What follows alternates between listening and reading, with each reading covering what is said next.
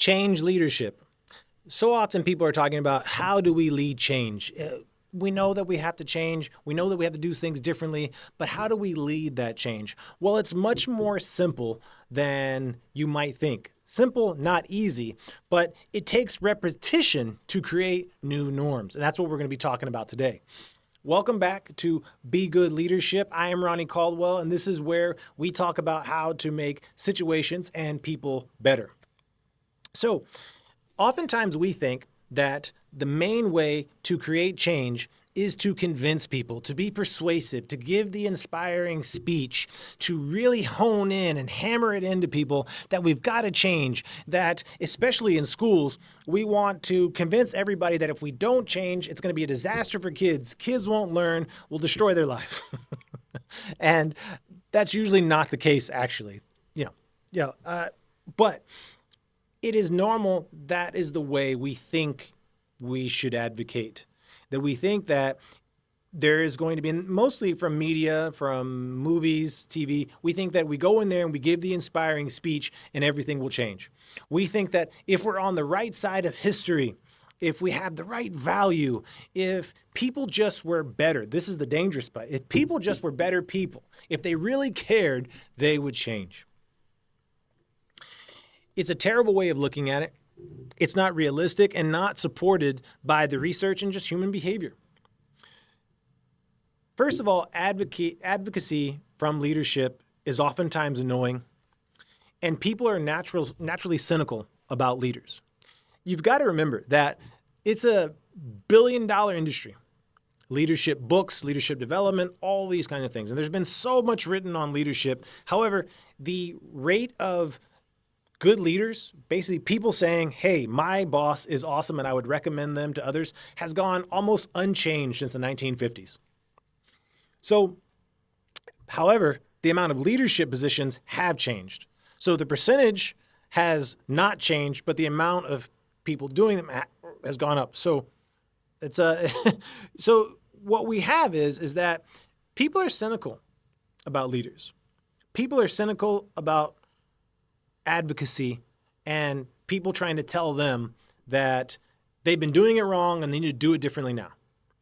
And that someone just keeps pushing and pushing and pushing and pushing, saying the same thing over and over and over again. Rightfully so, wrongly so, people are not usually swayed by that. But by the same point, they're usually not, by the same time, they're not resisting just to be difficult. People get into norms, especially if a place has had a strong culture or a place has been running pretty well or doing very well. And most of the time, when leaders go into a new position, they're not going into a place that's in crisis. That only happens every once in a while. But most of the time, people are like, "What? We have a system here. We have a culture here. We have the way that we've done things. So why should we change?" And really, it's not that they don't want to do a good job, as some people are like, "Oh, these people really understood, or they really wanted to help kids, or they really wanted to move this company to the next level. They would do this." Really, it's just norms. People naturally are routine, and we get stuck in norms. Stuck or adjusted to, I like to say, is that norms become the lifeblood of any particular culture. There's a pattern of behavior or things, especially in a strong culture, this is the way we do things. And people adjust to that pattern of behavior. Most people coming into a new organization, man, I'll tell you this, if the leader is saying one thing, but the vast majority of the employees are doing another, the new person is going to adapt to the pattern of behavior it sees in the employees. It's going to adapt to the norms of the organization.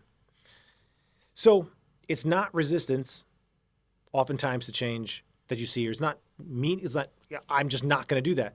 It's just that people fall back into norms because change is about overcoming some norms. It's about change. In order to change, we have to change the behavior, the patterns of behavior that people fall into. But persistent repetition is the only way to do that. Because even popular changes, think about it in your life, even when you have really wanted to change and you're thinking like, wow, this would be a good idea. Yeah, I think that would be positive. Still, it doesn't happen because people get overwhelmed, people get stressed, things get going, people fall back into the normal patterns of behavior that they always have. We do this in our personal life. We know it about ourselves. Whenever we try to take on a new good behavior or good habit, we just fall back into what we've normally done before, not because we don't think it would be good to start this other habit. It's just that's how people are. But we don't accept this reality, and then as a leader, we pretend that that it should be different at work. But it's not. And people revert to old patterns, even unconsciously, not consciously. It's the leadership's responsibility that if something is important and you want it to change, you're going to have to set in place a schedule of repetition.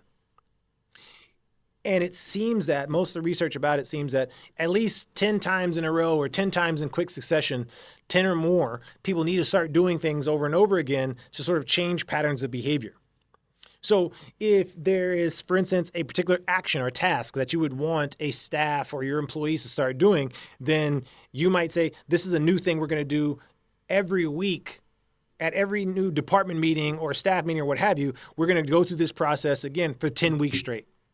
Every single meeting, it's tied into that. Right? We're going back and reminding that. Or it could be 10 weeks in a row. It could be 10 days in a row. Or every quarter for 10 different quarters. Maybe there's a particular type of assessment, a quarterly in a school. It could be a quarterly assessment of how kids are doing, looking at quarterly review of their summative assessments. Or it could be every quarter you're doing a particular project to look at our KPIs and how we're doing and assess that. If that's going to become a real practice, then you're probably going to need to do it for 10 quarters in a row. Right? It needs to become something that is not going away. When people see that it's not going away, they start to adapt the norms because this is actually what's going to start going on here. The problem is most people who think about change and most leaders who think about change, they get riled up. They come in really strong, have a staff meeting. They put all these different signs up on the wall. They make a particular document that they send out or put in their drive that's available for all employees to see whenever they want. However, they don't actually create the norms. They don't actually put people in this situation where they need to practice these new things and these new tasks, see things in these new ways on a consistent basis. There's not enough reps of it to change the habits and patterns of behavior that have already been aligned. And so therefore, the leader starts to get dismayed. The leader starts to get dejected. The leader starts to get annoyed and start to go to that common trope of, I just need new people. I just need better people. But it's about reminding. Any kind of habit formation takes repetition. And that's what change is. You're changing the habits. You're changing the norms of an organization. Even if you're doing it in a classroom, it would be the same. If you want the kids in the classroom to do something differently, it has to be something they practice day in, day out. It has to become something that starts to become a norm within that classroom, within a family, same in an organization. Someone has to be a champion of it. There has to be a champion of the change. It could be the boss. It doesn't need to be the leader. The actual most powerful champions of the change would be the employees. In a school, it would be the teachers. By setting these norms, what happens is that these new norms, they create a strong culture. And when norms make a strong culture, that's hard to change. But one of the great things about it is that if these new norms are established by repetition, they also become what any new person into that culture starts to adapt to. It starts to integrate in. It becomes just what happens over time because it's just the way we do things here.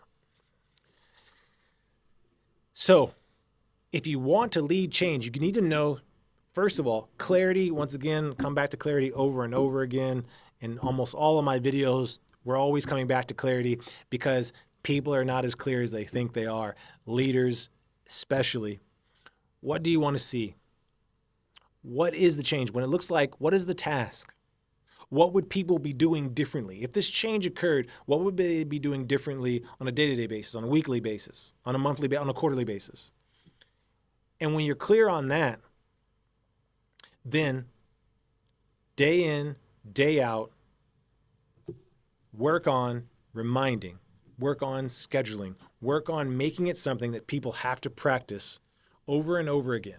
that people have to engage in over and over again. Stick with it. It can't be too many things either, but it needs to become something that becomes normal. You need to create a new norm. And you can't just do that by advocating, by giving a speech. It's a grind. It's a ground war.